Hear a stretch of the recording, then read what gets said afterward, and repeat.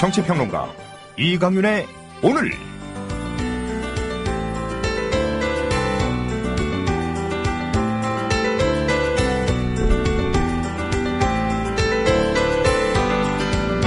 안녕하십니까, 이강윤입니다. 11월 27일 목요일을 시작합니다. 지금으로부터 33년 전인 1981년 역사학자 E.H. 카의 책을 소지했다고 국가보안법 위반 혐의로 구속돼서 옥살이를 했던 김모 씨가 최근 서울 북부지방법원에서 무려 32년 만에 간첩 누명을 벗고 무죄를 선고받았습니다. 33년 전 김 씨의 공소장에는 E.H. 카의 역사란 무엇인가, 그리고 러시아 혁명사, 에리 프롬의 사회주의적 평화론, 안병욱 전 한신대 교수의 도산 사상 등을 통해 의식화 학습을 했다고 적시되어 있습니다. 여기까지는 뉴스가 아닙니다. 30여 년 전 김 씨를 간첩으로 몰았던 이 책들이 경찰의 2014년 이정물 목록에 여전히 올라 있습니다. 사법부는 잘못된 판결이었다며 30여 년 만에 공식 사과를 하는데 경찰은 아직도 단속 대상으로 삼고 있습니다. 경찰에게 묻습니다. 도산 안창호 선생이 불온합니까? 당신들은 어느 나라 국민이고 어느 시대 경찰입니까? 해외 토픽 같은 일들이 아직도 버젓이 벌어지고 있습니다. 잠시 후 시작합니다. 차 살 때 어디서 검색했어? 카넥트요. 차 살 때 어디서 견적냈어? 카넥트요. 차 살 때 어디서 할인받았어? 카넥트요. 카넥트 모르세요? 구글 플레이 스토어나 애플 앱스토어에서 다운받은 앱이요. 차량 재원, 이미지 검색부터 결제 조건에 따른 견적 비교를 한 방에 차 살 때 찾는 앱 카넥트를 지금 다운받으세요. 자동차의 모든 것 카넥트. 넥트 카넥트.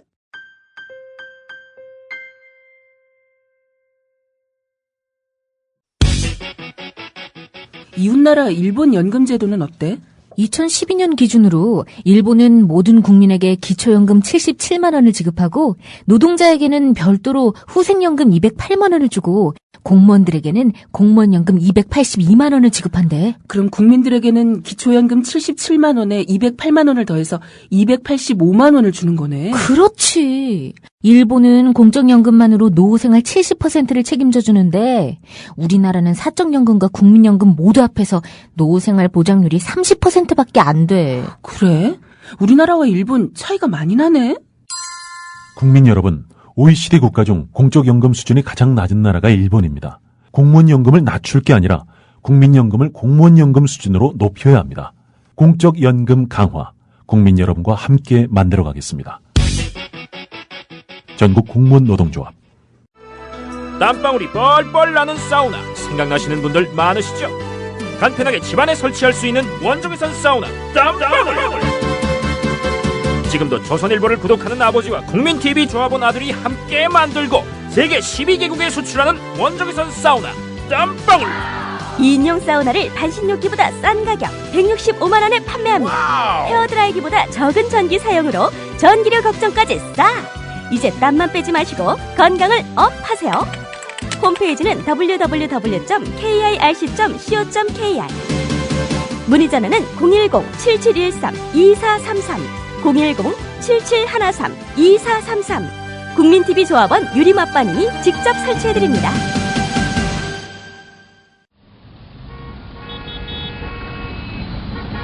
부장님, 대리운전은 뭐 부를까요? 아, 대리운전 블랙박스 주는 1800-6606 대리운전이 있지 않은가? 아, 20회 이용시 블랙박스를 주는 1800-6606 블랙박스 대리운전이요? 그럼 검색창에 블랙박스 대리운전을 검색해보게. 홈피에는 다양한 사은품들도 있다네. 저기 부장님, 블랙박스 대리운전에서는 국민TV에 후원도 한다면서요. 자네도 블랙박스도 주고 후원도 하는 1800-6606 이용하게. 역시 대리운전은 1800-6606.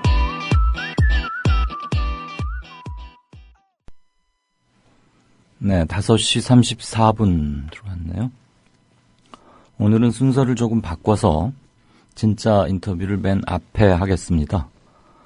MBC 해직 기자하고 요즘은 또 스피커 만드는 상당히 좀 차이가 큰 뜻밖의 변신이라고 할 수 있죠. 어쩌다 보니 그러다 보니라는 책을 최근에 내기도 한 MBC 해직 기자 박성재 씨 초대해서 몇 가지 얘기 좀 듣겠습니다. 오늘 또 대법원에서 YTN 해직 기자들에 대한 2000일 만의 판결, 최종 판결이 나왔죠. 결국 해직 기자 3명은 해고 확정으로 끝이 났습니다. 그리고 나머지 순서들은 평상시와 같이 꾸리겠습니다. 네, 진짜 인터뷰 시작하죠. MBC 박성재 기자, 안녕하십니까? 네, 안녕하십니까? 제가 박성재 기자라고 호칭하는 게 지금 정확하게 맞는 겁니까? 뭐 해직 언론인도 언론인이니까. 예, 저도 기자로 불리는 게 아직도 뭐 자연스럽습니다. 예. 네네. 오늘 아침 뉴스인데 들으셨겠지만 6년 동안 법적 공방을 계속해온 YTN 해직 기자들에 대한 징계 무효 소송이 결국 해직 기자 3명의 해고 확정으로 끝이 났습니다. 네. 언론의 공공성 그리고 중립성을 지키기 위한 싸움이 얼마나 진한한지 그리고 대법원에서 그런 법리 해석을 하는 게 과연 옳은 건지는 역사의 하나의 퀘스천 마크로 던져질 것 같은데요. 우리 박 기자께서도 지금 MBC에서 현재는 해직 상태신 겁니까? 아니면 복직 판결이 나서 다시 회사에 나가시는 겁니까? 조금 애매한데요. 네. 네, 이제 1심 판결에서 승소한 다음에, 저희가 또 그 1심 판결을 이행하라는 가처분을 냈는데, 네. 그 회사가 이렇게 그거를 뭐 애매하게 이행을 하고 있는 상황입니다. 그래서 저희가 그 본사 사옥이 아닌, 네. 다른 계열사들이 있는 일산의 어떤 저희 건물로, 네. 거의 지금 그쪽에 수용돼 있는 상황인데요. 그래서 뭐, 저희가 해직도 아니고 복직도 아니고 뭐 어중간한 상태라고 할까요? 뭐 네. 정확히 말하면 그런 상황입니다. 네. 이른바 그 201호 기자들 중에 하나십니까? 그렇죠. 네. 오늘 대법원 YTN 해직 기자 6명 중에 이제 3명이 이렇게 나뉘어져 있었는데요. 네. 노정면 앵커 등을 포함해서 3명은 해고가 정당하다. 네. 그 최종 판결 보시고 어떤 견해를 갖고 계시는지 소후에는 어떠신지 좀 부탁드립니다. 좀 놀랐어요. 어저께 또 제가 그 6명 중에 한 분하고 제가 통화를 했었거든요. 그래서 뭐 좀 불안해 하시길래 잘 될 거다. 뭐 대법원이 상식적인 판결을 내주지 않겠느냐. 네. 라고 제가 용기를 주면서 저도 이제 기대를 꽤 했었는데 저는 좀 많이 놀랐습니다. 놀라고 당혹스럽고 또 답답하기도 하고 그러네요. 예. 네. 무려 6년 동안 끌어온 그리고 그 YTN 사태를 촉발시켰다고 할 수도 있는 구본홍 사장 취임건. 그 구본홍 네. 씨도 MBC 출신이죠. 네, 그렇습니다. 네. 예. 아무튼 뭐 한국이라는 데가 워낙 좁은 인연 사회고 특히 언론계는 더더욱 좁아서 예. 이리저리 안 얽히는 곳이 없는데 지금 MBC도 최근 2, 3년 동안 뭐 MBC를 누구보다도 사랑했을 뿐이니까 본인이 느끼시는 건 더 하겠지만 밖에서 바라보는 사람들도 야 이렇게 빨리 망가질 수가 있나. 그 과거 네. 한때 그런 MBC의 말씀들을 많이 하시죠. 네, 그런 영화 이런 것들은 어떻게 흔적조차 찾을 수가 없나. 그러는데 지금 우리 박 기자는 1심은 일단 끝난 상태인 건가요? 네, 1심에서는 승소를 했고요. 네. 내년 초에 아마 2심 판결이 있을 거로 지금 바라보고 있습니다. 네. 그리고 회사에서는 복직 이행은 시켰는데, 그러니까 복직 발령은 냈는데 전혀 업무 같은 것은 주지 않고 아까 수용이란 네. 단어를 쓰시던데. 복직이라고 발령을 낸 건 아닙니다. 복직이 발령낸 건 아니고 뭐 임시 사원 출입증 같은 걸 줬어요. 아. 그리고선 이제 거기에 201호에 가서 있어라. 네. 본사는 오지 마라. 네. 본사에는 들어갈 수 없는 출입도 줬고요. 아, 네. 그러니까 그렇습니다. 바로 네. 항소를 했기 때문에 최종 그 판결. 항소심이 끝나면 네. 다시 아마 저희가 항소심에서 이기던 지던 간에 네. 저희 지금 이 신분이 다시 해직 상태로 돌아가게 될 것으로 예상하고 있습니다. 네. 그러면은 오늘 대법원에서 최종 판결이 난 YTN 사태 못지않게 법적으로는 적어도 앞으로도 상당 기간 동안 그런 아주 애매한 그리고 지리한 그렇죠. 예. 그 비상식적인 시간들이 지속될 수밖에 없겠군요. 그렇게 예상하고 있습니다. 네. 해직 기자 생활 이제 1년 반쯤 돼 간다고 들었는데 어떻게 네. 지내오셨습니까? 그러니까 무료하기도 하고 뭔가 제가 일을 해야겠다라는 생각이 들어서 제가 나름 사업자 등록을 해가지고 자영업 비슷한 걸 하고 있습니다. 그래서 스피커를 만들어서 이렇게 이제 주문하시는 분들에게 주문 제작으로 제가 팔고 있는데요. 예. 다행히 이렇게 가끔씩 찾아주시는 분들이 있어서 무료하지 않게 지내고 있습니다. 예. 그 스피커는 제가 아무나라는 말을 쓴다고 너무 노여워하지 마십시오. 예. 스피커를 그렇게 아무나 만들 수 있는 건가요? 아니요, 근데 그 스피커를 만드는 기술이 네. 특별한 기술이 있는 건 아니고요. 아하.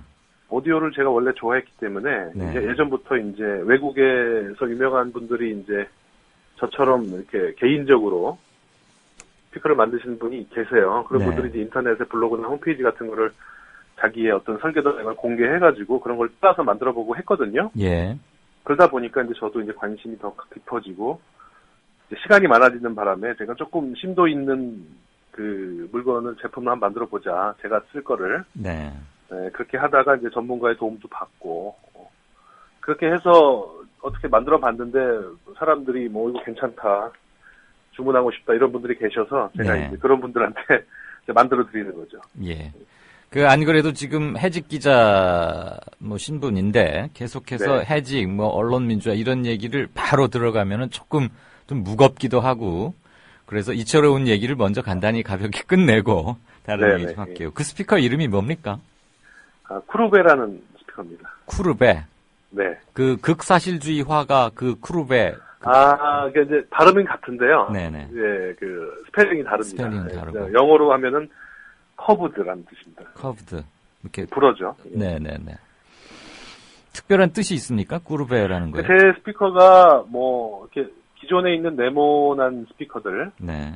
보다 이제 완전히 디자인이 좀 달라요. 그래서 네. 곡선하고 원 이런 거를 사용해가지고 디자인을 했거든요. 네. 그래서 커브드라는 단어를 가지고 이제 이름을 지은 거죠. 네. 커브드. 예. 곡선을 강조하고 조각 돼 있는 이런 뜻을 내포하시려고 한 것 같습니다. 청취자분들 네, 맞습니다. 혹시 아실지 모르지만 국민TV 주 조정실에 있는 스피커도 실은 우리 박성재 기자가 만든 겁니다. 거기 납품 받았을 때 기분이 어떠셨습니까? 주 조종실에 쓰이는 스피커니까. 노종면 앵커가 하나 만들어서 달라. 네. 내가 해가지고 제가 이제 여유가 있으면 그냥 기증하고 싶었는데 네. 돈을 굳이 또 내시겠다고 하셔서 제가 원가에 만들었습니다. 자랑스럽죠, 저도. 네, 방송을 하셨던 분이니까 주 조종실에서 쓰는 스피커의 중요성은 누구보다도 그럼요. 잘 아실 예. 거고. 네. 그것을 다른 이렇게 방송 전문 기자재라거나 이미 기성 브랜드로 유명해 있는 그런 곳이 아니고 네. 스피커를 아무리 취미는 갖고 오래됐다고 했지만 만들기 시작한 지 얼마 안 된 사람에게 의뢰를 했으니까 그 의뢰를 한 사람도 그렇고 또 기꺼이 응해서 잘 만들어서 납품한 우리 박 기자도 그렇고 보기 좋습니다. 네, 저로는 영광이죠. 국민TV 이제 국민들의 어떤 지지와 성원으로 만들어진 그 방송사에 네. 제 스피커가 들어가서 방송의 한 일익을 담당하고 있다는 데에서 저는 아주 기분 좋게 생각하고 있습니다. 영광이고. 예. 네. 제가 홍보도 많이 합니다. 그래서 제 스피커가 국민TV에도 들어가 있다 이렇게. 벌써 지금 우리 시청자 게시판에 어떤 OK마린이라는 닉네임을 쓰시는 청취자께서 작업하는 장면을 사진을 올려주셨군요. 무슨 예. 아이데코홈이라고 쓰여 있는 앞치마도 입고 있고. 네, 제가 일하는 공방의 이름입니다. 예. 지금 손에 뭘 뭐 공구를 들고 뭘 나무인지 뭔지를 둥그렇게 깎고 있는 그런 장면 같습니다. 아, 예. 그게 아마 제가 이제 동그란 스피커. 네네. 를 아마 사포질을 하고 있는 그런 사포. 아마 장면일 거고. cat23이란 분께서는 수제 스피커라고요? 그럼 엄청 비싸게 거래되는 품목 아닌가요? 이러셨는데. 예. 가격이 비싼 것도 있고요. 네. 예. 또 뭐 그렇게 뭐 비싸지 않은 물건도 있고 알겠습니다. 종류가 몇 가지가 있습니다. 그럼 이걸 혼자 만들어서 이렇게 혼자 팔고 그렇습니까? 아니요. 지금은 맨 처음에는 저 혼자 했는데 조금 주문하신 분이 생겨가지고 지금은 공방에 직원이 한 3분이 도와주시고 계십니다. 예. 알겠습니다. 스피커 장인으로 변신한 박성재 기자. 그래서 변신 이후 부분은 얘기를 이쯤 하고요. 우리 네. 박 기자는 어떻게 하다가 뭐 하다가 해고당했죠? 저는 이제 노조위원장을 했어요, 예전에. 예, 한 다음에 한 3, 4년 뒤에 이제 김재철 사장이 오신 다음에 이제 공정방송 보도가 후퇴되고, 예. 그거와 관련된 노동조합의 170일간의 파업이 2012년에 있었습니다. 예. 그때 저는 이제 평조합원이었거든요. 네. 근데 어느 날 갑자기 집행부가 먼저 해고되고, 그 다음에 저랑 지금 뉴스타파 앵커 하시는 최승호 PD가 네. 2명이 같이 동시에 해고가 됐습니다. 그래서 그 이유를 그 당시에는 몰랐는데, 예. 나중에 김재철 사장이 무슨 그 언론 매체 인터뷰에서 한 얘기를 들어보니까, 저를 그 노조의 배후 세력으로 지목을 하시더라고요. 네. 아마 그래서 그런 생각으로 저를 해고시킨 게 아닌가. 그렇게 추측만 하고 있을 뿐입니다. 당시 네. 해고 사유는 뭐 회사 질서 문란이라는 굉장히 애매모호한 그런 이유였습니다. 회사 질서 문란이요. 네. 그리고 실질적으로는 배후 조종자로 몰려서 최승호 PD와 함께 잘린 게 아닌가. 어쨌거나 네, 무슨 사장 출근 저지를 위한 감금 일테면 이렇게 형사법적으로 그 건이 될 만한 입건이 될 만한 뭐에 구체적으로 직접적으로 연루가 됐다가 그게 입건되고 경찰로 송치되고 그런 과정은 없었다 이거죠. 전혀 없었습니다. 근데 그런 식으로도 해고가 가능합니까? 그러니까 저는 강제적 해고 위험소유자? 당할 때부터 네. 이유를 몰랐고 굉장히 황당했었어요. 그런데 이제 지금 저를 해고하신 분들은 일단은 해고를 시켜놓고 그 다음에 이런 걸 가지고 노조하고 협상을 하려고 하지 않았을까. 왜냐하면은 해고자가 발생하면은 다음 노조는 해고자 복직을 위해서 그렇죠. 최대한의 노력을 기울이게 돼 있거든요. 그렇죠. 우선 최대 현안이 그게 되는 거죠. 그렇죠. 네. 예, 그러면은 그런 걸 카드로 활용하려고 하지 않았을까 이런 생각도 좀 들긴 합니다. 물론 이제 김재철 사장이 지금 또 떠나가셨기 때문에 그분 속마음을 모르겠지만은. 어쨌거나 지금 우리 박 기자 추측이 맞다면 그건 정치도 보통 고도의 정치가 아니군요. 예, 그렇죠. 예. 오늘 대법원 판결, 노정면 등 3인에 대한 해고는 정당하다 이렇게 나왔는데 결국은 법원이 즉 대법원의 이름으로라는 말은 한국에서는 사법적 판결은 적어도 이제 완결성을 갖고 끝난다 그런 의미를 갖는 거 아니겠습니까? 그렇죠. 예. 경영권을 법원 사법부가 옹호한 셈인데 이 점에 대해서는 어떤 견해를 갖고 계십니까? 그러니까 이제 저는 상식적으로 좀 말씀을 드리고 싶은데요. 제가 법학이나 무슨 경영학에 대해서 제가 깊은 조예가 없기 때문에. 근데 상식적으로 생각해서 언론인이기도 하지만은 저희 대법원이라고 하면은 우리나라 정의, 또 상식적인 도덕, 그다음에 인권 여러 가지 이런 중요한 가치들을 마지막으로 지켜주는 최후의 보루라고 보통 생각하지 않습니까? 그렇죠.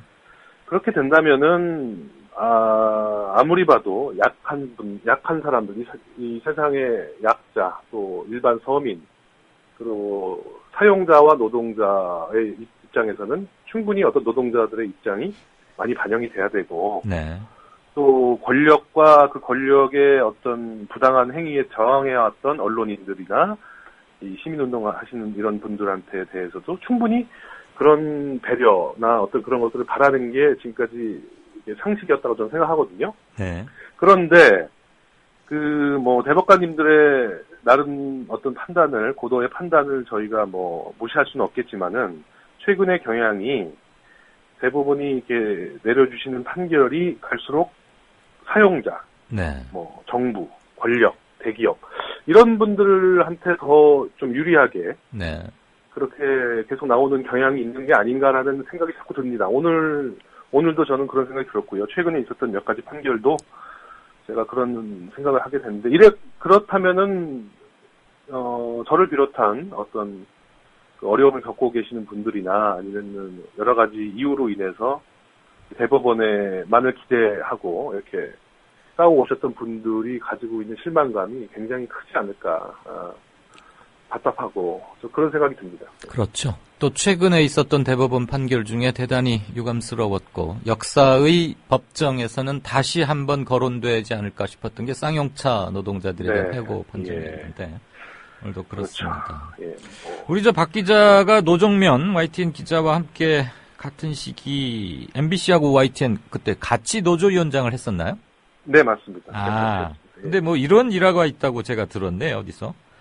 우리 박 기자가 YTN 노조 집회에 응원하러 갔다가 그때 이제 그 YTN 사태의 불씨가 됐던 게 구본홍 씨 이제 사장 선임이었는데 우리 구본홍 YTN 사장 내정자하고 우리 박 기자가 마주쳤다면서요? 그랬더니 네, 그런 일이 있습니다. 네. 뭐 친정 망신 시키지 말고 어서 돌아가시죠. 이거 우리 박 기자 발언이었습니까?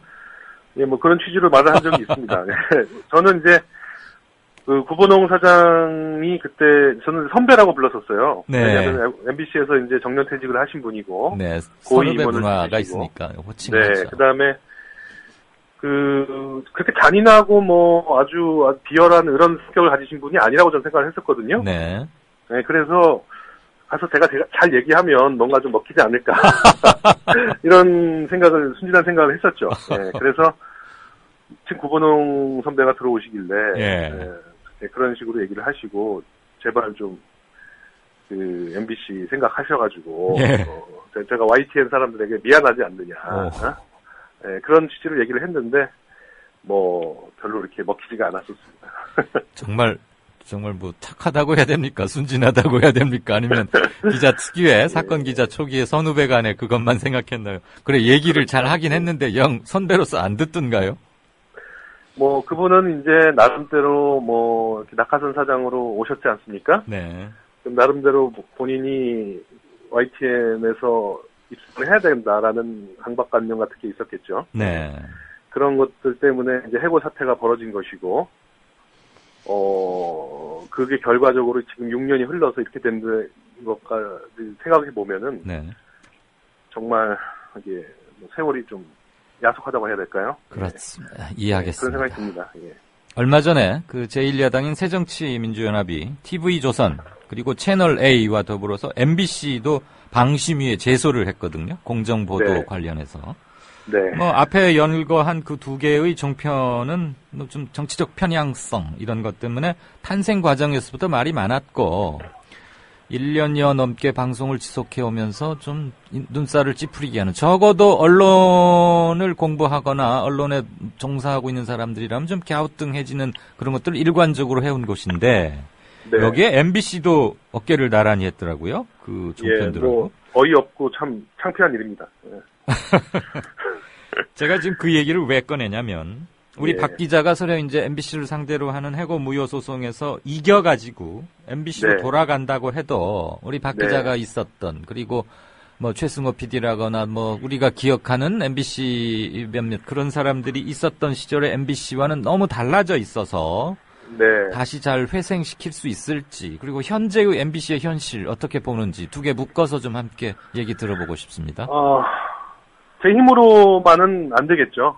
해고자가 뭐 저희 6명인데 6명이 다 돌아간다 하더라도 이게 외부의 환경이 너무 엄혹하고 지금 그렇습니다. 그래서 쉽지 않은 상황이고요. 물론 노력을 해야 되겠지만은 그래서 저도 걱정이 많습니다. 설사 돌아간다 하더라도 MBC를 예전에 MBC로 돌려놓는데 그런 역할을 할 수 있을 것인가 암울하게 보시고요. 지금 특히 보면은 파업에 참가했던 그 조합원들한테 계속 인사보복이 2년이 넘도록 계속 자행되고 있고 또 돈이 안 되는 프로그램 그다음에 광고가 안 붙는 프로그램 그다음에 또 권력이나 어떤 우리나라 그 힘 있는 가진 분들이 껄끄러워할 만한 그런 여지가 있는 그런 프로그램들 이런 것들이 계속 폐지가 되고 있고 그리고 뭐 이런 상황이죠. 그러니까 그게 이제 결과적으로 가장 이제 제가 볼 때 가슴 아픈 거는 저희 내부 MBC의 그 언론인으로서 종사했던 사람들뿐만이 아니라 네. 밖에서 MBC를 바라보는 분들까지도 MBC는 이제 끝났구나. MBC의 신뢰도는 이제 뭐 바닥이구나라고 생각을 모두 다 하게 됐다는 거. 이게 제일 저는 가슴이 아픕니다. 만약에 저희가 돌아가서 어떻게 사정이 조금 나아져가지고 이제 잘해볼 테니까 도와주십시오라고 해도 니네가 이렇게 힘들었던 시절에 한 게 뭐 있느냐. 이렇게 비난을 하시면 거기에 대해서 할 말이 없지 않습니까? 예. 네. 그런 게 제일 가슴이 아픕니다. 예. 그리고 대량 해직 내지는 뭐 보도국에서 마음에 들지 않는 이른바 뭐 그런 사람들을 솎아내거나 타 국으로 전출하고 뭐 또 시사교양국 없애고 이러면서 그 빈자리를 뭐 시용 기자라는 이름으로 계약직 이렇게 많이들 채워졌는데 어쨌거나 MBC 뉴스를 생산하고는 있습니다. 그 후배들에게 뭐 설령 후배라고 정말 생각하지 않으실지는 모르겠지만 뉴스를 생산하고 있다는 점에서의 후배들에게 하고 싶은 말 또는 당부의 말 없습니까? 제가 해고된 다음에도 뭐 한 60-70년 가까운 기자들이 들어왔다고 해요. 예. 그분들 제가 얼굴 다 모릅니다. 뉴스를 가끔 봐도 어떤 분들은 잘 모르겠고. 하지만 제가 만약에 돌아가면 나는 그분들의 선배가 되고 그분들도 후배가 되겠죠. 그분들을 다 포함해서 제가 드리고 싶은 말은 언론인이 우리나라에서 언론인으로서의 진정한 어떤 정신, 그 정신을 잊지 말아야 되지 않을까. 저는 그게 방송 그 뉴스에 나와가지고 멋있게 폼 잡으면서 뭐 뉴스를 리포트하고 뭐 이런저런 그 소식을 전하는 그런 거는 이게 문제가 아니라 제가 MBC에 예전에 있을 때는 그런 걸 배웠거든요. 기자들이 우리나라에서 이 약자들을 위해서 할 수밖에 없다. 왜 그러냐면은 그런 걸 우리나라의 약자나 서민들을 대변해 줄 만한 이 기관이 언론밖에 없다. 이런 식으로 선배들한테 배워왔고 그걸 위해 싸워야 된다. 기자들이 항상 이렇게 배워왔는데 그 정신을 끝까지 잊지 않으면 한 번의 기회는 오지 않을까. MBC가 나중에 조금 더 환경이 나아져서 다시 국민 앞에 제대로 된 언론으로 쓸 수 있는 기회가 올 거라고 좀 봅니다. 그때를 위해서라도 그 정신만은 잊지 않고 있었으면 좋겠다라는 게 제 생각이고요. 뭐 그 다음에는 용기 잃지 말고 계속 뭐 버텨야죠. 어떡하겠습니까? 저도 뭐 후배들 만날 때마다 비슷한 얘기 하는데 딱히 뭐 해결 방안은 없지요. 원래 그 인권을 지키고 소수자와 약자를 옹호하고 하는 것은 정치의 공간에서 이렇게 하는 게 맞고 언론사는 어쨌거나 불편부당 객관적 관점을 끝까지 유지하면서 어느 쪽이 되었건 권력 또는 힘 또는 권력화되려는 모든 거에 대한 경계와 견제, 균형 이런 걸 해야 되는데 한국 언론은 부여받은 책무가 참 많습니다.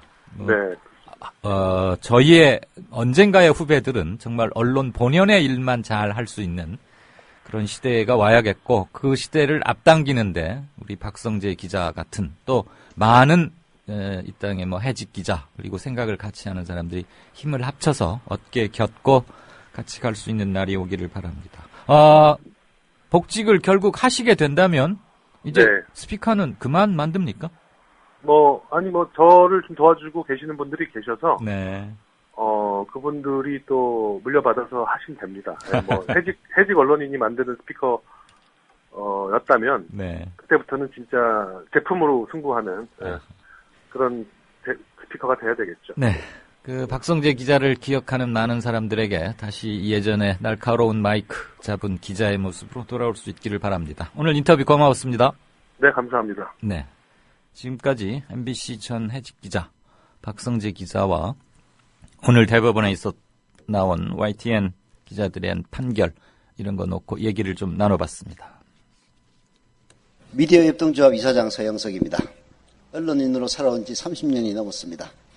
돌아보건대 힘 있는 사람들이 큰 돈을 써서 만든 방송 수없이 많습니다. 그러나 힘없는 사람들이 한 푼 두 푼 모아 만든 방송은 국민TV뿐입니다. 국민TV가 지속 가능해야 이 나라 언론의 근간이 바뀔 수 있고 그리고 희망을 잉태할 수 있으리라 믿습니다.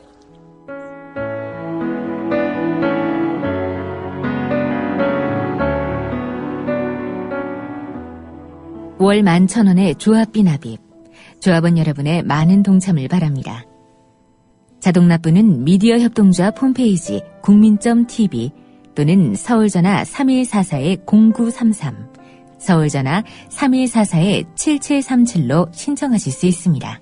여러분들에게는 언론혁명으로, 그래서 자부심으로 보답하겠습니다. 정치평론가 이강윤이 함께하는 국민라디오 이강윤의 오늘.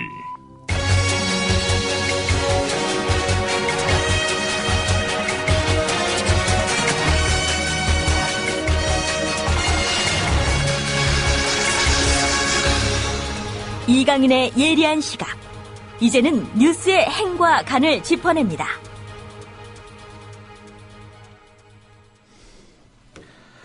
네, 오늘 김용민 PD가 광주에 일이 있어서 갔는데 거기 현지에서 조금 여의치가 않은 모양입니다. 그래서 뉴스 브리핑은 김용민 PD가 전해주는 뉴스 브리핑은 못하겠고요. 제가 행간을 마치고 이 시간까지 들어와 있는 뉴스 중에 몇 개를 간단히 그냥 제목하고 의미 정도만 이렇게 조금 살펴보는 그 맛보기 정도로 하겠습니다. 우선 행간을 먼저 하죠. 오늘 통계청에서 우리나라 사회, 생활, 의식 관련 종합적인 통계를 발표했습니다. 이건 정기적으로 하고 있는 공식적 집계인데요. 수치로 드러나는 대한민국에서의 오늘, 지금 이 땅에서의 삶, 우리의 모습, 이런 것들이 잘 담겨 있습니다. 기사 자체가 그렇게 크게 중요한 건 아닌데요. 연합뉴스가 뽑아놓은 리드 문장, 그쪽 기사를 일부 들으시고 제가 오늘 통계를 보면서 같이 좀 방점을 찍어가면서 얘기하고 싶은 거 몇 가지를 생각해 보겠습니다. 세월호 여파로 우리 사회가 불안하다고 생각하는 국민이 많이 늘어난 것으로 나타났다. 특히 인재를 가장 큰 위협 요인으로 꼽았다. 최근 1년 동안 자살 충동을 느꼈다는 응답이 6.8%, 일상생활에서 스트레스를 받는다는 응답은 66.6%에 달했다. 결혼을 하지 않아도 된다는 응답이 절반에 육박했고 10명 중 7명은 자녀 교육비가 부담스럽다고 답변했다. 네, 세월호가 대한민국에 미친 영향은 제대로 지금 법의 형태로, 그리고 사건 규명, 그다음에 재발 방지책, 그 전에 이제 배상, 보상 등 이런 수습 절차가 있어야겠고요. 사실 국민 차원의 연결식 이런 것도 저는 있어야 한다고 봅니다. 개별적으로 장례를 치렀지만 뭔가 그 의식이라는 점에서 그럴 수 있겠죠. 그런 것도 이제 앞으로 차차 진행이 되어 갈 텐데, 안전에 대한 의식, 그다음에 불안하다. 이 땅이 안 그래도 불안하다는 것은 막연하게 느끼곤 있었는데 무슨 사고가 하나 터지니까 우리의 대처 능력이 너무 형편이 없었고 수백 명을 한꺼번에 그리고 아주 무기력하게 수장시켜버렸다. 이 충격적인 사실이 우리의 생각, 인식 체계에 준 건 역시 지대하다고 할 수밖에 없죠. 사실 그런 일을 겪고도 무슨 생각의 변화가 없다면 오히려 그게 더 이상한 것일 겁니다. 세월호 여파겠지만 우리 사회가 전반적으로 불안하다고 생각하는 국민이 이전 조사에 비해서 거의 2배 이상으로 급증했습니다. 그래서 국민의 절반가량이 불안하다. 그리고 그 불안한 이유로는 사람, 인재, 사람인의 재앙제자, 사람에 의해서 초래되는 재앙, 막을 수도 있는데 라는 뜻이겠죠. 자연재해는 어떻게 할 수가 없는 것 아닙니까? 불가항력적인. 오는 태풍, 쓰나미, 해상 지진, 그로 인해서 몰려오는 거대한 파도와 쓰나미를 어떻게 무엇으로 막겠습니까? 그렇지만 한국 사회는 그런 자연재해보다는 인재에 의해서 초래되는 것들이 너무 많다. 그리고 그게 불안하다. 그렇게 생각하는 사람이 반가량 된다는 겁니다. 저는 솔직히 이 통계를 보고 겨우 반밖에 안 되나?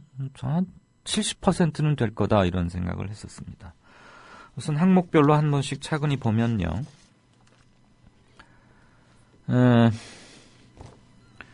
응답자의 절반이 넘는 51%가 불안하다고 답했는데 2012년, 그러니까 2년 전의 38%보다 약 12%포인트 많아진 거죠.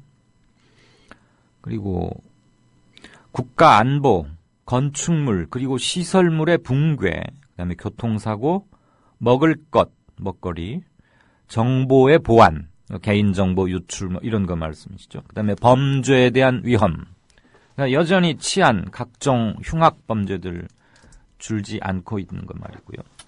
그리고 신종 전염병 등 모든 분야에서 불안하다는 응답이 안전하다보다 비교도 할 수 없을 만큼 높았습니다. 그 중에서도 건축물이나 시설물 붕괴 그리고 폭발에 대한 불안은 2년 전인 2012년에 21%에서 올해 51%로 나왔으니까 2배 반가량 되는 거죠.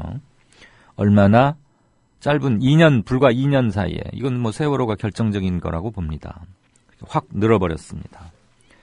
그 다음에 가구주 10명 중에 7명은 자녀 교육비 너무 부담스럽다, 등골이 휜다, 어렵다 이겁니다. 근데 이 통계청에서 하는 샘플은 일반 1000명 정도 모집단으로 삼는 그거보다 훨씬 큽니다. 제가 알기로 한 10만 명가량 조사한 것으로 저는 알고 있는데요. 그러니까 우리 사회의 축도, 그 샘플만으로도 축도를 충분히 반영한다 이렇게 봐줄 수 있는데 10명 중에 7명이라면 70%가 아이들 교육비 힘들다 이 얘기입니다. 70%라 그러면 사회, 흔히 말하는 경제적 상층부도 들어가 있죠. 이른바 재벌 또는 준재벌급의 최부유층. 저는 상층부 이퀄 경제력, 이런 등식에는 전혀 동의할 수가 없고 동의하고 싶지 않기 때문에 경제적 부유층, 이렇게 표현을 하겠습니다. 상층부, 상중하, 그랬을 때 상을 대개들은 금력의 크기, 소득의 크기로 나누는 것 같은데 그건 좀 바르지 않는 것 같습니다. 어쨌거나 경제적 부유층들의 상당수도 교육비는 참 힘들다라고 느끼고 있다는 게 나오는 거죠. 10명 중에 7명이 그렇다니까. 그랬고 또 하나는 전 국민의 7%, 정확히는 6.8%입니다만 0.2%니까 그냥 4452 하십시다. 7%가 자살 충동을 느끼고 있거나 느껴본 적이 있다라고 했습니다. 전 국민의 7%입니다. 그러니까 이제 막 태어난 신생아부터 아흔이 훨씬 넘은 고령자들까지 다 포함한 비율인 거죠. 근데 이제 막 태어난 신생아가 자살 충동 이건 말도 안 되지 않습니까? 67살 그 나이 될 때까지도 자살 충동, 자살이란 말이 뭔지도 모를 거고 충동이란 말도 잘 표현도 못할 텐데요. 그러니까 그렇다고 보면 자의식이 형성될 무렵 또는 그 직전, 그러니까 초등학교 입학이라거나 이때부터 정상적인 인지 능력을 유지할 수 있는 나이대까지의 사람 중에서는 7%가 훨씬 넘는다 이 말이지요. 얼핏 잡아도 저는 10%는 되지 않을까 싶은데 이 사회 구성원 중에 10명 중에 1명은 자살을 시도했거나 또는 생각했거나 또는 지금 자살을 생각하고 있다라는 겁니다. 자살. 살아있는 사람이 할 수 있는 가장 마지막 그리고 극단적인 선택 아니겠습니까? 그럼 무엇이 10명 중에 1명에게 자살을 생각하게 할까요?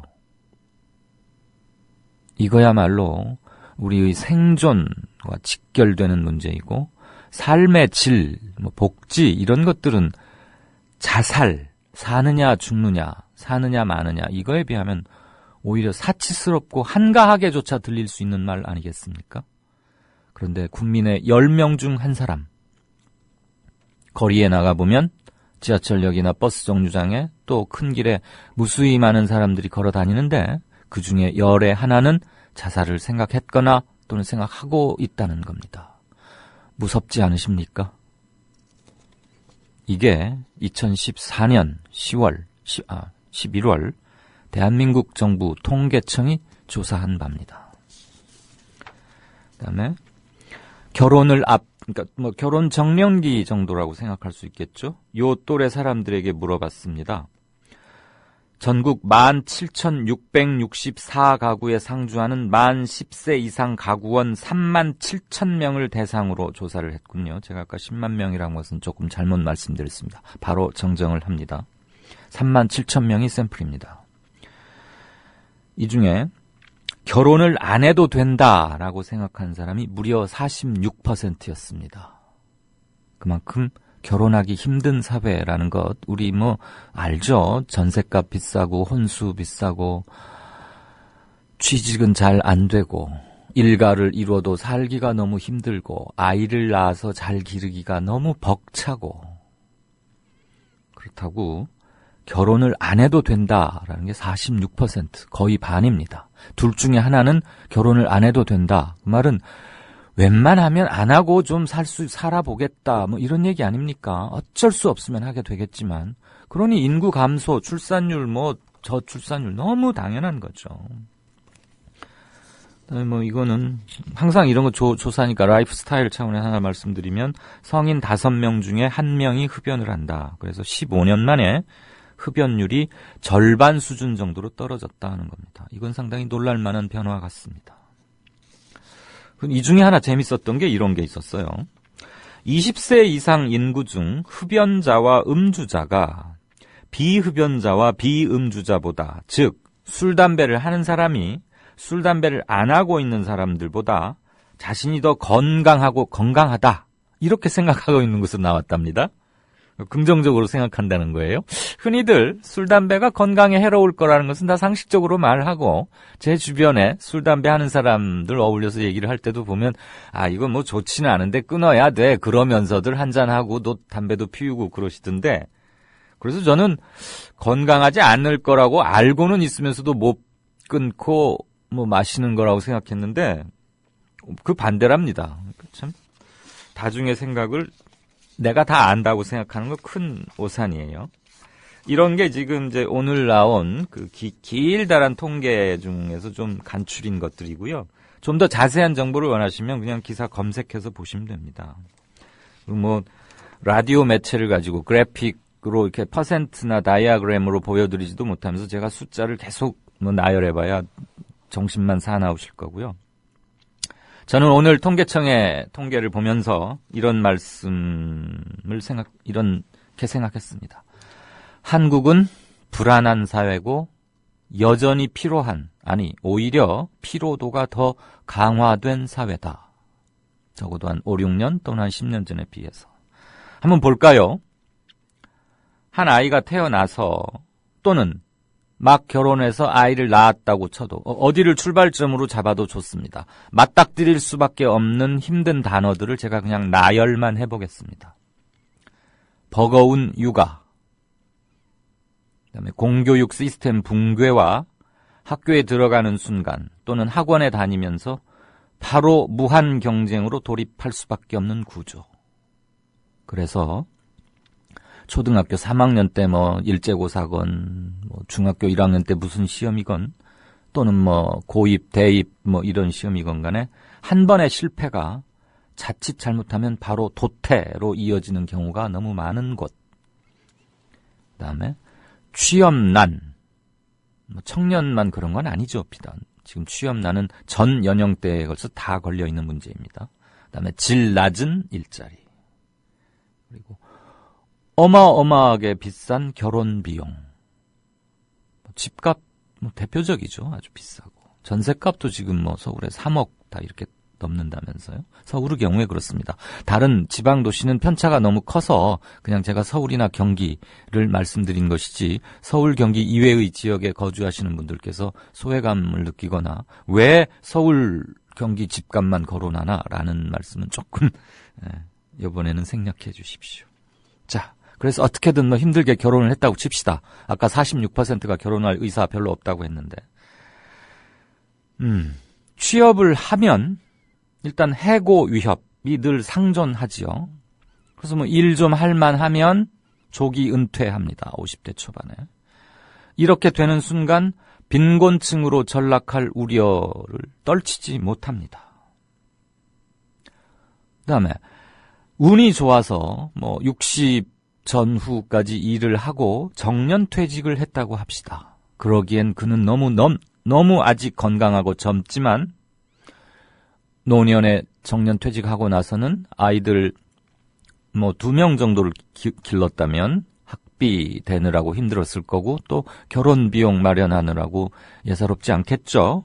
이런 것들 애비애미로서의 도리를 마치는 순간 자신 앞에는 빈곤에 대한 걱정을 맞닥뜨리게 됩니다. 대부분 그렇습니다. 경제적 상층부라고 할 수 있는 금력이나 소득이 높은 한 상위 20%쯤 빼고 나면 누구나 다 비슷할 겁니다. 그래서 버거운 육아부터 정년퇴직 후의 빈곤 걱정까지 한국에서는 태어나서 죽을 때까지 하루도 편할 날이 없다고 저는 봅니다. 그런데도 불구하고 평균 수명이 늘어나는 것 보면 참 신기하다는 생각이 들 정도예요. 이런 것들 해소하는 게 공동체의 노력으로 하는 것이고 대표적인 게 정치의 영역일 겁니다. 저는 다음번 총선 또는 총선보다는 다음번 대선에서는 이 불안 코리아 신드롬, 피로한 대한민국 신드롬, 불안과 피로에 찌든 한국, 이것을 어떻게 해소할 수 있을까? 그게 선거의 가장 큰 이슈가 되지 않을까 또는 이슈로 되어야 하지 않을까 그것을 제안 겸 예측을 하고 싶습니다. 왜냐하면 일단 불안하지 않아야 그리고 피로하지 않아야 피곤하지 않아야 삶의 질을 논할 수 있는 것 아니겠습니까? 오늘 통계청의 통계는 우리가 얼마나 불안하고 피로한 사회에 살고 있는지 그런데 구조적으로 그게 나아질 기미를 별로 아직은 찾을 수 없다는 그래서 또 한 번 좀 우울하긴 하지만 우리의 현 주소를 명확히 보자는 점에서는 의미가 있기 때문에 행간으로 골랐습니다. 오늘의 뉴스 행간이었습니다.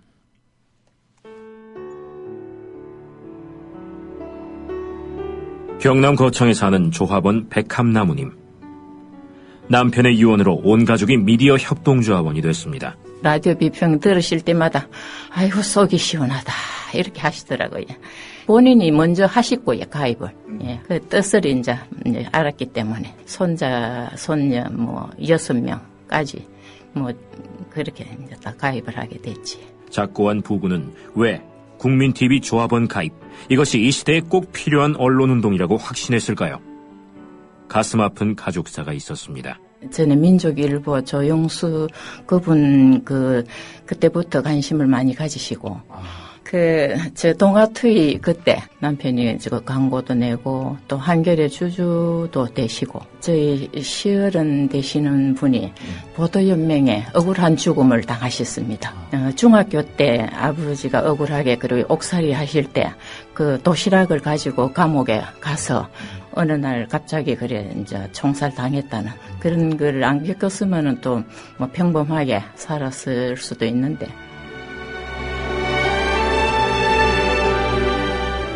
여러분도 공정언론 건설에 함께하지 않으시겠습니까? 국민.tv 미디어 협동조합 홈페이지에 들어오셔서 조합원으로 가입해주세요. 전화 서울 3144-7737, 3144-0933으로도 하실 수 있습니다. 미디어 협동조합 국민TV 뉴스K 앵커 노종면입니다. 정치 권력, 재벌, 특정 지배주주로부터 오염되지 않는 언론, 국민TV가 그 실험을 해나가고 있습니다. 이런 언론이 지속 가능하다면 다른 여러 언론도 따라올 것입니다. 닻을 올린 국민TV, 순항하도록 힘을 실어주십시오.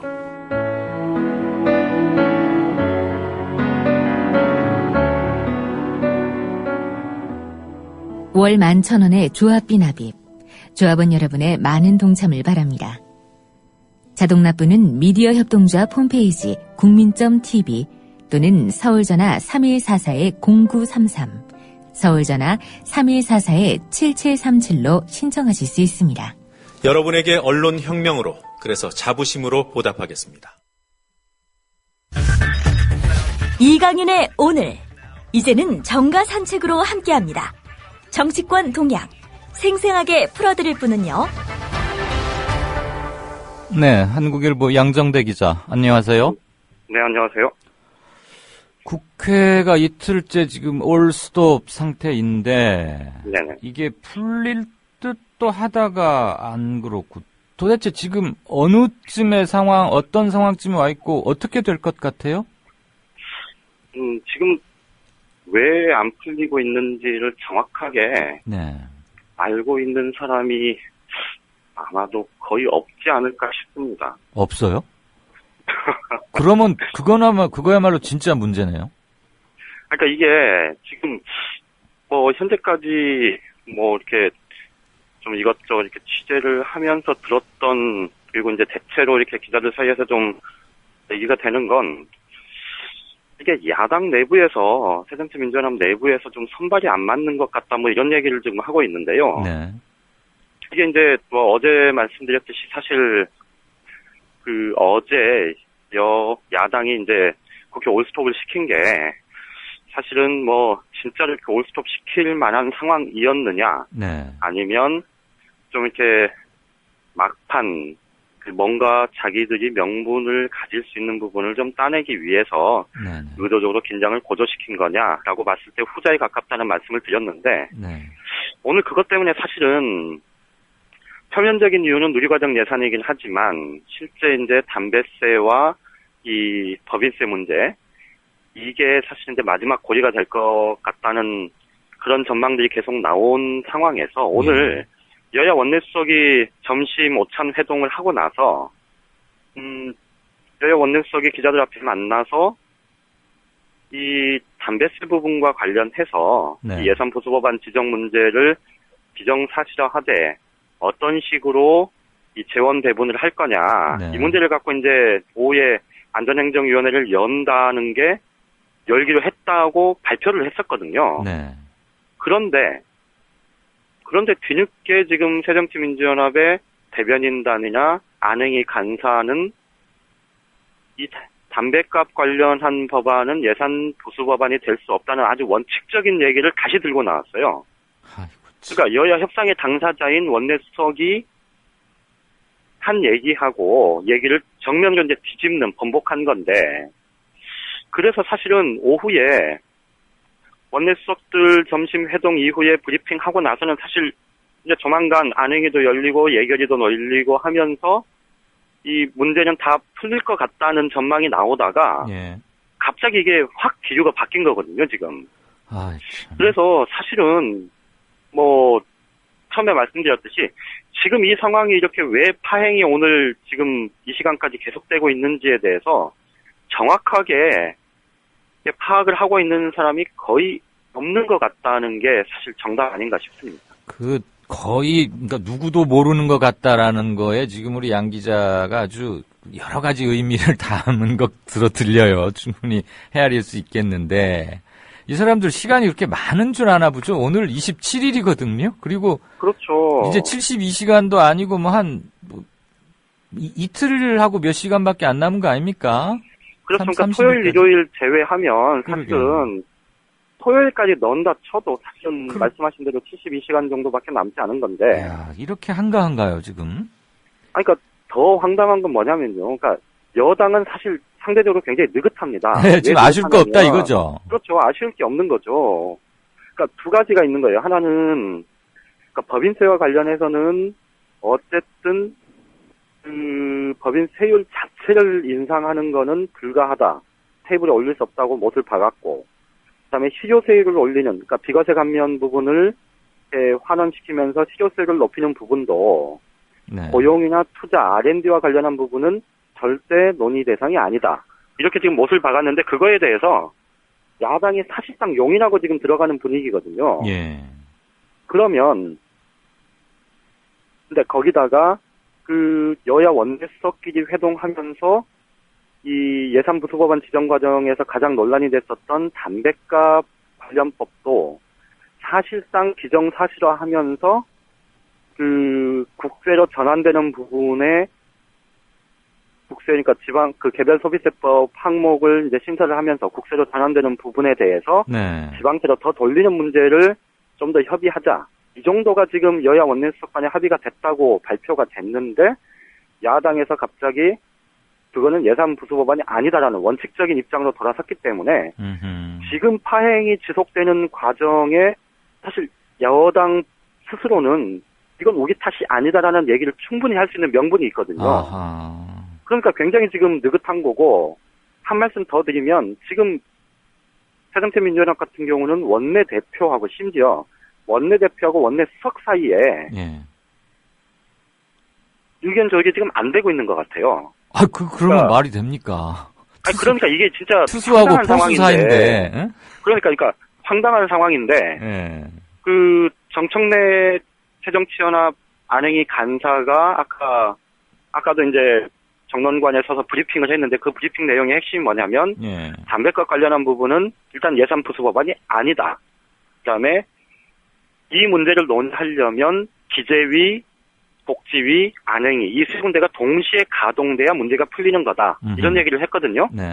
근데 그거에 대해서 안규백 원내수석은 지금 가타부타 말이 없고 기자들하고 연락 자체가 지금 안 되는 상황이고요. 원내대표는 기자들에게 정청래 간사가 한 얘기는 나하고 충분히 교감하면서 한 얘기다. 이렇게 얘기를 하고 있어요. 그러니까. 근데 뭔 소린지 모르겠네. 들어도. 그러니까 지금 파행을 올스톱 시켜놓은 당사자들이 내부에서 지금 의견 조율이 안 돼서 이 파행이 풀어지지가 않고 있는 거다. 이렇게 보시면 딱 맞는 상황인 것 같아요. 그나저나 근데 부수법안은 한번 의장이 지정해버리고 나면 그걸로 끝 아닌가요? 다시 뺄 수가 있습니까? 뺄 수 없죠. 그렇죠. 의장이 뺄 수 없기 때문에. 네. 근데 왜 정청래 의원은 뒤늦게 그걸 문제 제기를 하는 거예요? 그러기에는 너무 늦었고 하려면 그 전에 의장이 부수법안 14개 지정하기 전에 강력하게 뭘 제동을 걸거나 하는 게 좋지 않았을까? 근데 오늘도 지금 그 얘기를 꺼냈다 이거죠? 그렇죠. 그러니까 제가 어제 그저께 말씀드렸듯이 이게 그 예산 부수법안 지정 과정에서 논란이 될 만한 부분이 있으면 미리 세게 치고 나와서 그 원내대표 협상력을 좀 강화시켜주는 쪽으로 갔으면 좀 상황이 다르겠지만 지금은 이제 뒤늦게 그런 얘기를 하는 거고 이거는 어떻게 보면 그러니까 새정치연합 쪽에서 이 예산 문제와 관련해서 사실 원내 지도부가 전혀 전략적으로 이 문제를 다루지 못하고 있음을 좀 단적으로 보여주는 상황인 것 같아요. 사전 전략이 없었다. 예. 그건 성의보다는 능력의 문제가 아닐까 싶어요. 사실 예산안은 정교하게 그 자기 틀을 가지고 가서 뭘 흥정을 하고 이래야 되는 거 아닙니까? 소리만 질러서는 안 되는 거잖아요. 그렇죠. 이게 능력 부재라고 봐야 되겠죠, 사실. 그런 게 아니고 다른 것은 투지나 선명성 가지고 할 수 있는데 특히 예산안은 저도 출입하면서 기사도 몇 번 써보고 이렇게 협상하는 걸 보니까 이게 소리만 질러서는 안 되더만요. 그나저나 참 허망하게 넘어가는 것 같고 그리고 무엇보다도 이번 새해 예산안은 다른 해와는 달리 무기화 삼을 수가 없게 돼 있잖아요. 그렇죠. 그러니까 여당이 몸이 달아있을 것이다라고 생각하면 그건 큰 오산인 거고 확실하게 따낼 몇 가지만 전략적으로 목표를 정해서 그거에 집중적으로 올인을 하고 그랬어야 되는데 이거 이제 30일이 다가올수록 오히려 심리적 초조함은 야당 사람이 더 커지지 않을까 싶어요. 여보세요? 전화 상태가 여보세요? 아이고 또 여보세요? 네네네. 예. 아이고. 제가 움직이질 않았는데. 자, 예산 문제는 일단 답답하지만 현재 상황으로는 국회는 보이콧 상태다. 그리고 담배세하고 법인세 부분은 부분적으로 법안 심사 소위는 가동할 것으로 보인다. 지금 이 정도로 일단 오늘은 정리를 해야겠네요. 이 시간에는. 법인세 부분 관련해서 그건 막판 힘겨루기 이렇게 그 정도로 보면 됩니까? 한 말씀만 더 드리면 네네. 천천히 하십시오. 야당 입장에서 보면 이번 그 예산안 심의 과정이나 혹은 이제 국회 선진화법에 따라서 그 시한이 이제 사실상 정해져 있는 이런 상황에서 보면 야당 입장에서는 사실 법인세 부분에서 뭔가 이렇게 한 가지 좀 서민 증세를 막았다. 담배값 인상폭을 최소화하는 걸로 서민 증세를 막았다. 법인세 증세를 통해서 부자 감세를 우리가 깨뜨렸다 이제 이런 그렇지. 얘기를 네. 명분을 삼고 싶었던 것 같아요. 네. 그런데 말씀드렸듯이 사실 그렇다면 핵심적으로 자신들이 명분으로 삼을 수 있는 거를 두 가지를 다 따내기는 힘들 거고 예. 그러면 딱 한 가지라도 정해서 그 이외에 나머지 거는 이렇게 우리가 양보해서 어쨌든 시한 내에 처리된 거다라는 그런 부분으로 이렇게 전략을 구성을 했어야 되는데 예. 지금 보면 법인세 부분도요. 말씀드렸듯이 그러니까 세율 자체를 환원시키는 거나 아니면 실효세를 높이기 위한 비과세감면 축소 부분에서 이 고용이나 투자, R&D 부분은 논의 테이블에 올릴 수 없다는 이 여당의 완강한 입장을 깨뜨리지를 못했어요. 그렇기 때문에 법인세 부분에서 사실 이렇게 많이 따낼 수 있는 상황이 지금 아닌 게 됐고 예. 그렇다면 이제 담배세 부분에서 어쨌든 가격을 올리는 것 자체를 최소화하거나 아니면 이거를 국세로 돌리겠다는 그러니까 절반 이상을 국세로 돌리겠다는 이 정부 여당의 방침을 깨뜨리고 이거를 지방세로 어쨌든 해서 지방 재정이라도 풍부하게 하는 그런 방식으로 가겠다고 마음을 먹은 것 같은데 네. 그 문제도 지금 내부에서 선발이 안 맞아서 이 어그러지게 생겨서 사실은 담배세와 담배세와 법인세로 막판 쟁점이 형성될 것 같았던 그것조차도 지금은 네. 좀 많이 흐트러져 보인다 이렇게 말씀을 드릴 수밖에 없을 것 같습니다. 그러면 지금 담배세도 예산 부수법안으로 어제 지정을 했으니까 네네. 담배세 인상폭 가지고 지금 의견을 여야가 조율하거나 이럴 틈도 많이 없어진 겁니까? 시간이 많지 않아서? 크지 않은 것 같아요. 왜냐하면 오늘 그 기재위 조세소위 그 여당 간사가 강석훈 의원인데요. 네.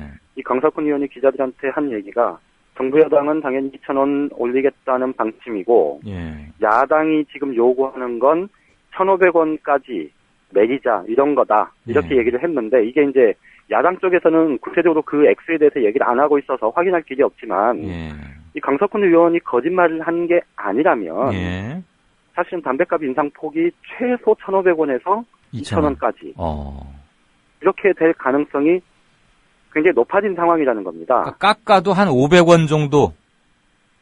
그렇죠. 처음에 지금 상황은 2,000원 그런 것 같아요. 처음에 네네. 2,000원 올리려고 하다가 정 뭐하면 한 500원 덜 올리는 1,500원 인상으로 귀결될 가능성 현재로서는 상당하다 이거죠. 예, 그렇습니다. 그러니까 다시 한번 거듭 강조드릴 수밖에 없는 게 이 예산안 논의 관련해서 야당이 너무 지금 나이브하게 상황을 보고 대처한 게 아니냐 이런 얘기들을 이 여의도에 출입하는 기자들 사이에서 그런 얘기가 나오는 걸 보면 좀 깝깝하다 이런 말씀을 드릴 수밖에 없을 것 같습니다. 근데 야당도 우리 양 기자 한번 생각해 보십시다. 몇 개의 카드를 쥐고는 있었잖아요. 공무원 연금 그렇죠. 개혁 법안도 갖고 있었고 담배세 가지고도 얘기할 수 있었고 법인세나 뭐 이런 것 또는 부자감세 철회라거나 그다음에 예산안도 일부 몇몇 가지는 탁 틀어쥐고 한번 할 수 있었는데 지금 각 전선에서 너무 무기력하게 시간이 흘러가 버린다 이런 것 같아요.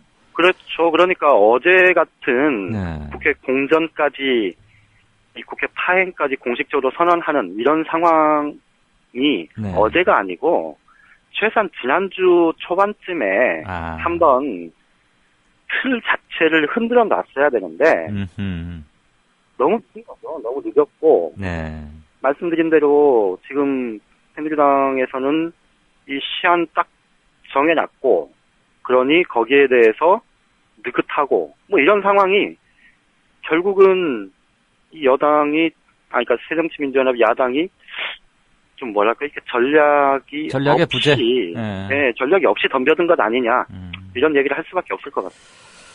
참, 뭐 앞으로 2, 3일간은 뭐 그러다가 이제 파행으로 가면은 서로 내탓 공방할 것이고 예산안은 처리되고 그럼 야당은 조금 이런 말 너무 좀 뭐 경멸적이긴 하지만 힘 빠지는 말이지만 닥쳤던 개처럼 돼버릴 공산이 크고 그러면서 현재로서는 그 가능성이 높아 보입니다. 그러면서 지금 사자방 비리 중에 어느 것 하나라도 확실히 뭐 이렇게 담보할 수 없는 상황이고 말이죠.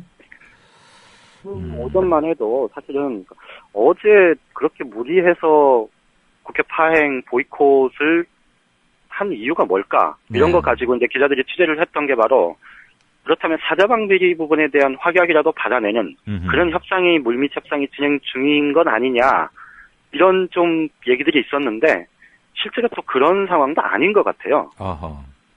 그러면은 야당이 내년 정국을 풀어가는데 전혀 어떤 동기 변화 없이 이대로 넘어간다면은 야당의 재건 또는 혁신 거기에서도 상당히 힘이 빠질 거고 그렇죠. 전당대회가 많이 좀 기분이 좀 김이 새는 상태로 갈 수도 있겠네요. 아무튼 뭐 11월 30일 데드라인은 조금 째깍째깍 다가오는 거고 오늘도 큰 공전은 없이 우리 양 기자가 제일 포괄적으로 핵심을 뽑아놓은 것 같습니다. 왜 꼬여가고 왜 교착돼 있는지도 잘 모르는 것 같다. 그러니까 어떻게 풀어야 되는지도 모른다 이 말이잖아요. 지금 그 말. 예, 그렇습니다. 답답하군요. 알겠습니다. 내일 다시 한번 마지막 상황을 체크하죠. 네네. 고맙습니다. 예, 고맙습니다. 정가산책 지금까지 한국일보 정치부의 양정대 차장이었습니다. 국민TV 뉴스K를 통해 1인 시위를 벌이세요. 뉴스K 방송 중 국민TV 스튜디오 시창 앞에서 손팻말 시위를 하실 의향이 있는 조합원 여러분이라면 누구나 가능합니다. 신청은 국민TV 대표 이메일 mediacoup12@gmail.com으로 성함, 연락처, 주장하고 싶은 내용을 알려주세요. 지방에 거주해 참여하기 어려운 분들을 위한 대리 1인 시위도 가능합니다. 여러분의 많은 참여를 바랍니다. 네, 6시 35분, 이제 36분 막 돼가는군요. 김영민 PD와 함께 해봤던 뉴스 브리핑, 석간 브리핑은 오늘은 진행이 좀 불가합니다. 양해를 좀 해주시면 좋겠습니다. 광주에 가 있는데 지금 적당히 앉아서 뭐 이렇게 차분히 뉴스를 갈무리하고 전화를 할 만한 그런 공간을 아직 확보치 못하고 있네요.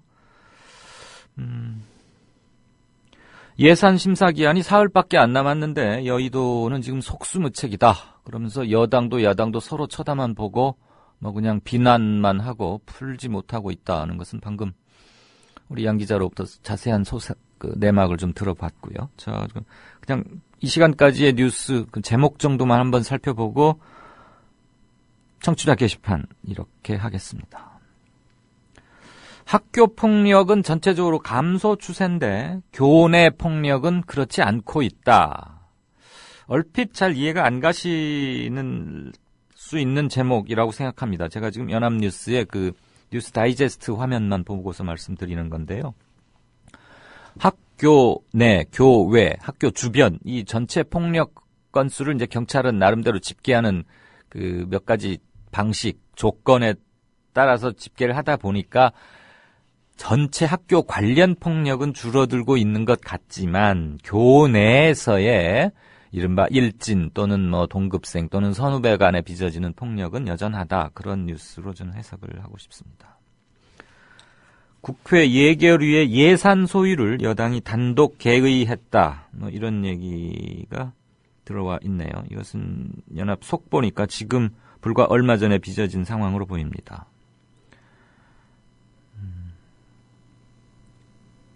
그리고 아이폰 6에 대해서 불법적으로 보조금을 지급해서 뭐 싸게 살려고 새벽에 줄 서고 했던 그 이른바 아이폰 6 대란에 대해서 이동통신사 임원에 대해서 처음으로 형사 고발 조치가 이루어졌습니다. 이 근거는 단통법에 의한 겁니다. 그리고 울산에서 있었던 경악스러운 사건이었죠. 계모 학대로 숨진 딸의 친아빠에게도 친아버지에게도 징역 3년이 내려졌고 법정 구속시켰답니다.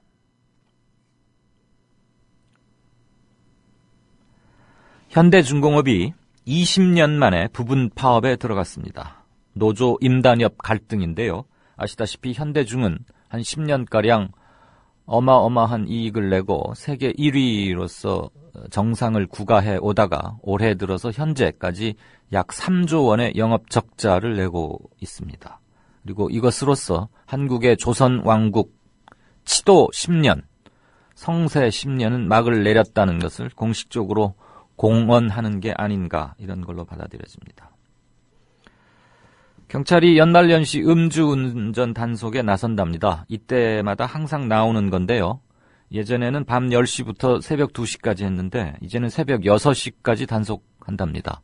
혹시라도 우리 청취자분들 중에 어쩔 수 없이 약주를 좀 하시게 될 텐데 당연히 술 자시고 운전하면 안 되시겠죠. 그리고 새벽에는 괜찮지 않을까?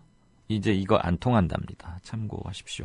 요즘 그나저나 그 경찰들이 과태료라고 합니까? 스티커. 이거 아주 떼는데 혈안이 돼 있는 것 같아요.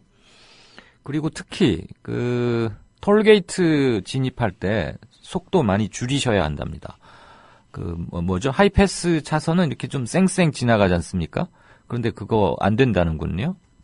그거 바로 사진에 찍힌다니까 특별히 주의하십시오. 실은 저도 하나 찍혔습니다. 이혼 소송을 벌이고 있는 MBC 김주하 앵커. 시댁의 부동산에서 얻은 수익은 반환해라라는 그런 법원의 얘기가 나온 것 같습니다. 제가 김주하 앵커 여서가 아니고 이것이 앞으로 향후 이런 동종의 이혼 소송의 어떤 하나의 기준점 또는 전례, 선례가 될 것 같아서 말씀드렸습니다.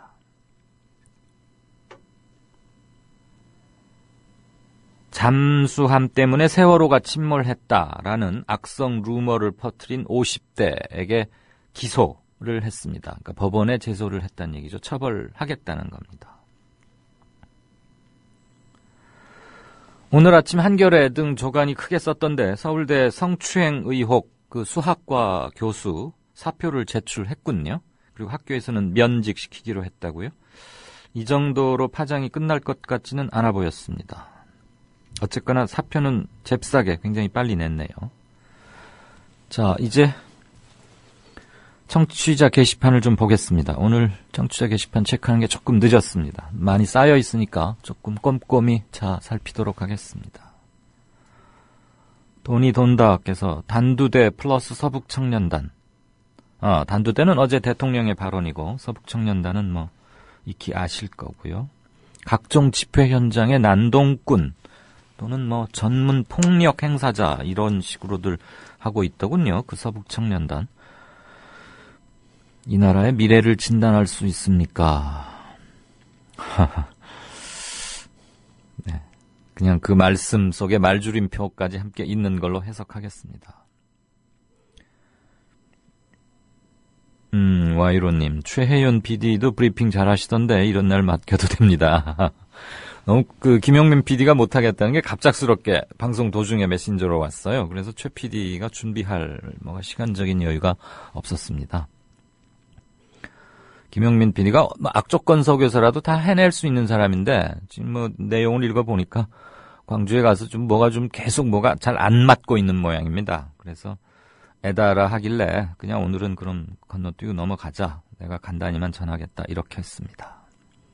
내일은 꼭 알찬 뉴스 브리핑 하도록 하겠습니다. 다름과 닮음님 긴 말 주셨는데 한번 읽겠습니다. 이완구 대표는 법인세율 인상은 국부 유출을 유발한다고 하고, 김재원 수석 부대표죠. 법인세율 인상해도 결손법인이 40%나 돼서 인상 효과는 없다. 이런 말들 하는데 둘 다 구체적인 근거를 제시해야 하는 거 아니냐. 그러면서 이제 다른과 닮음의 말씀은 지금 법인세율은 과표 2억 원 이하는 10%, 2억 원 초과 200원 이하는 20%, 200억 원 초과는 22% 이렇게 3단계 초과 누진세율 체계인데 과표 200억 원 이하는 인상하지 않고 과표 200억 원 초과 법인만 25 내지 30% 선에서 법인세율을 올리면 어떻겠느냐. 아, 그렇군요. 회사 규모가 일정 부분 되는, 그러니까 과표 200억 이하니까 과표가 200억이면 실제 매출이나 이런 거는 그보다 당연히 위겠죠. 이렇게 지금 정책적 대안을 제시해 주시는 겁니다. 그래서 이렇게 자신이 지금 제안하는 방식대로 하면 결손법인은 해당이 없고 중소법인의 대부분도 법인세 추가 부담은 없는 반면에 대기업만이 법인세를 추가 부담하면 된다. 그러니까 기업 전체를 힘을 빼거나 그런 거 아니다. 네, 이건 누가 봐도 아주 설득력이 빼어난 그런 대안 제시의 견해라고 보입니다. 마지막 말씀은 이거네요. 이렇게 하면 되는데 왜 법인세 최고 세율 인상이 국부 유출이고 또 김재원 같은 사람은 결선 법인이 많아서 효과가 없다는 말도 안 되는 얘기를 하는지 묻고 싶다. 저도 강력히 묻고 싶습니다. 방금 이건 좀 갈무리를 해서 어떻게든 전해야 된다 그런 생각이 드네요. 국물도 없수다님, 김무성 새누리당 대표가 중국한테도 뒤진 금융, 진짜로 가죽을 벗겨내는 그 원래 사전적 의미 그대로 혁신을 하라 뭐 이런 말을 했는데 이놈의 정권이 너무 살벌 모드다. 단두대에 이어서 이젠 가죽까지 벗기라는 거냐. 딸내미 부정 수원대 교수 임용 건이나 홀랑 벗기시라. 천철 살인입니다. 예산 문제는 선거 때부터 예측된 거 아니냐 이런 말씀 주셨고요.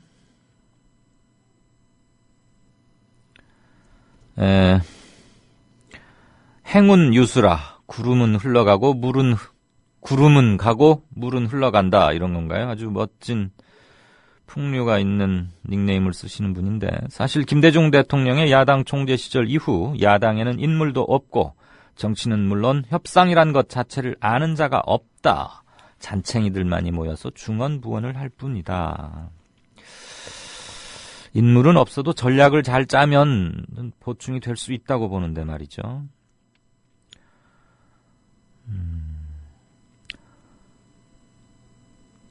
담배세 가지고 싸우는 와중에 골프장 입장료는 깎아주는 안을 냈다. 이러면 막 가는 거 아니냐 이랬고요. 양 기자에 대한 조금 불만스러운 견해도 있습니다. 양 기자는 야당은 좀 양보해야 한다는 것을 기정사실화하고 말을 하는 것 같다라고 이든께서 말했고 몇몇 분이 동의를 표시하셨습니다.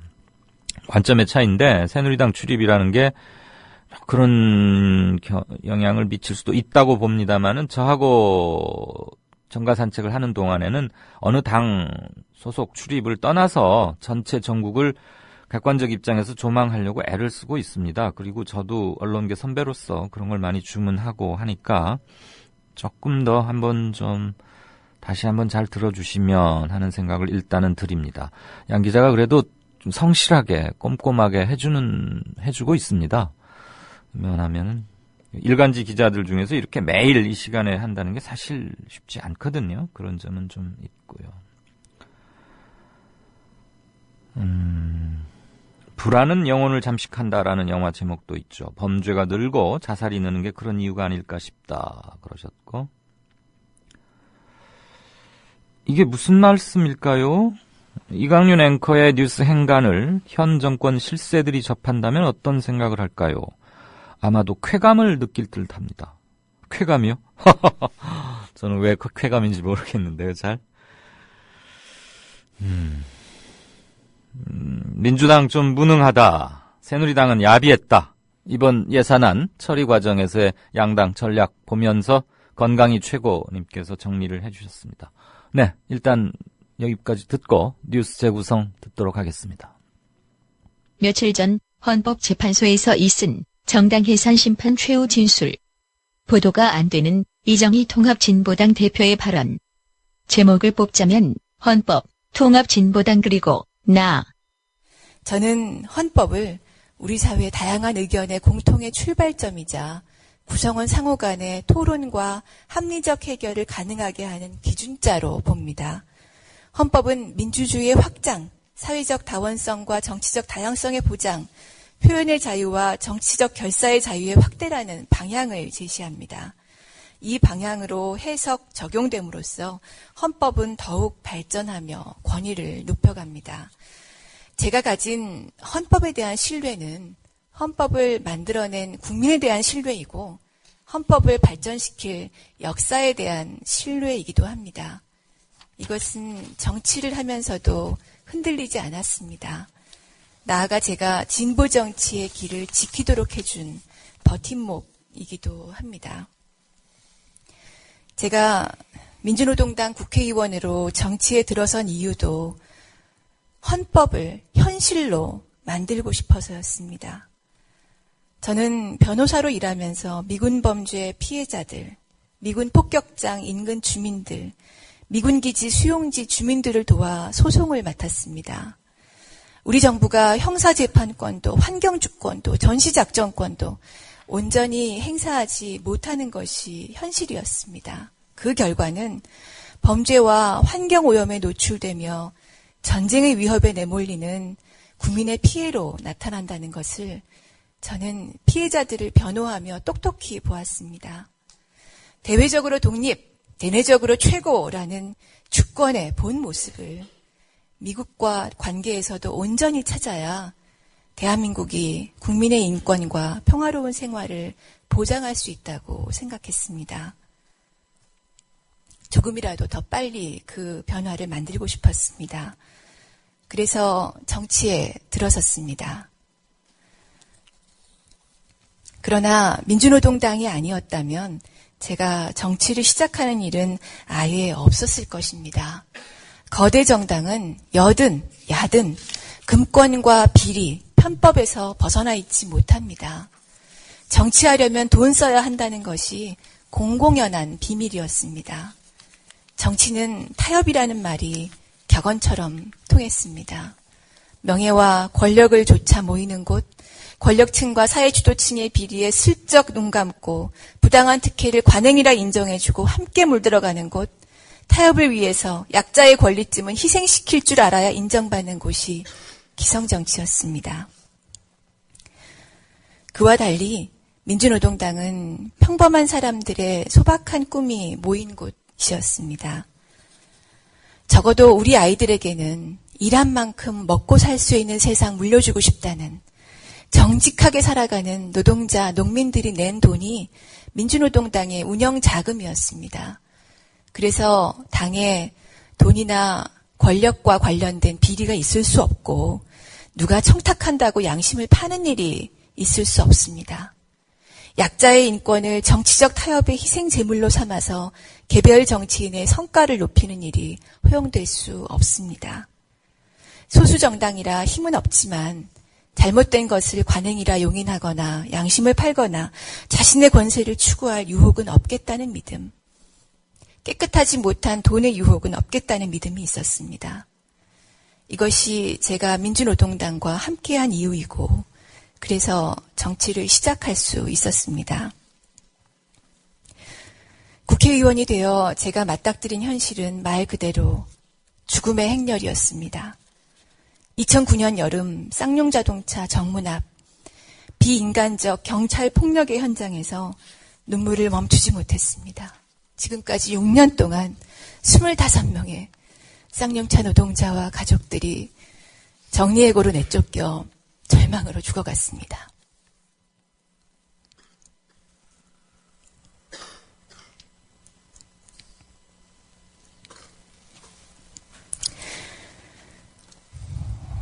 민주노동당이 실현시키겠다고 약속한 소박한 꿈을 가진 사람들이었습니다. 거듭되는 장례식마다 이어지는 죽음을 막지 못한 죄책감에 몹시 고통스러웠습니다. 대한민국의 주권은 국민에게 있고 모든 권력은 국민으로부터 나온다는 헌법 제1조 2항은 노동자라는 이유로, 비정규직이라는 이유로, 빨갱이라는 이유로 온갖 배제와 소외, 차별이 버젓이 벌어지는 사회에서는 공문구에 지나지 않았습니다. 누구도 절망으로 죽지 않는 세상을 만들고 싶었습니다. 삶을 선택할 희망의 근거를 만들고 싶었습니다.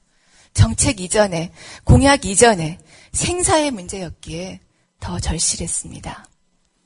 하지만 민주노동당으로는 힘이 모자랐습니다. 고루하고 거친 운동권 정당이라는 시선을 받아서는 극소수 세력으로 남을 수밖에 없고, 그래서는 옳은 말을 할 수는 있지만 현실을 바꿀 수는 없었습니다. 현실 정치에서 국민의 지지를 받아야 했습니다. 갈라진 진보 정당을 통합시키고 더 폭을 넓혀야 한다고 판단해 통합을 추진했습니다. 우여곡절을 거쳐 통합진보당을 만든 뒤 노동자들이 일하는 현장, 컨베이어 벨트를 타고 일일이 지지를 호소했습니다. 눈 돌릴 겨를도 없이 일하던 노동자가 제 손을 잡아주려고 장갑을 벗는 5초의 시간, 가장 뿌듯했습니다. 함께 살자, 인간답게 살고 싶다는 절실하고 소박한 꿈을 가진 사람들이 민주노동당과 진보당을 만들고 지탱해 왔습니다. 이들의 꿈의 바탕에는 못 배우고 가진 것 없어도 빨갱이라고 손가락질을 받아도 국민 모두가 다 같은 대한민국의 주인이라는 헌법 정신이 있습니다. 비정규직의 굴레, 분단의 색깔론에도 굽힘없이 모두가 주인이 되는 세상을 만들려는 이들을 저는 헌법 실현의 주역으로 존중합니다.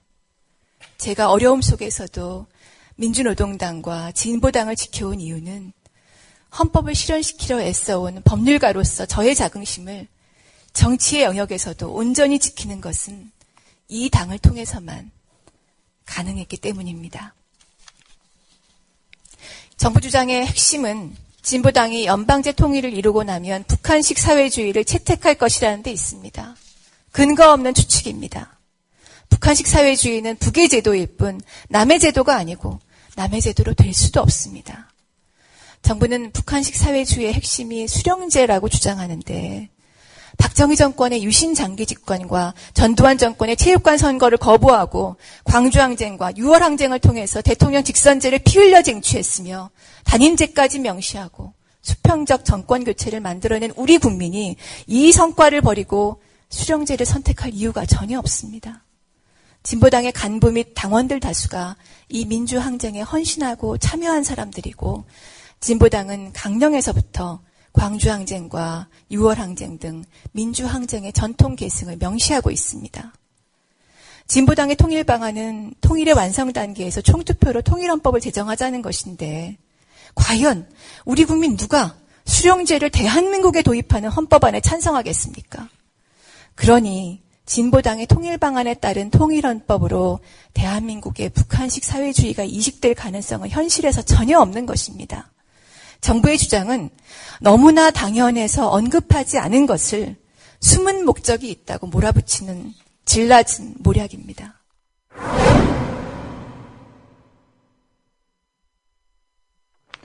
네, 뉴스 재구성이 평소보다 좀 길었죠. 어제 있었던 헌재에서의 통진당 해산에 관한 두 쟁론 들어보셨습니다. 역사의 기록이라는 점에서 좀 그렇게 만들었습니다. 이해 부탁드립니다. 이강윤의 오늘 11월 27일 저희가 준비한 순서는 여기까지입니다. 들어주셔서 고맙습니다. 내일 뵙겠습니다.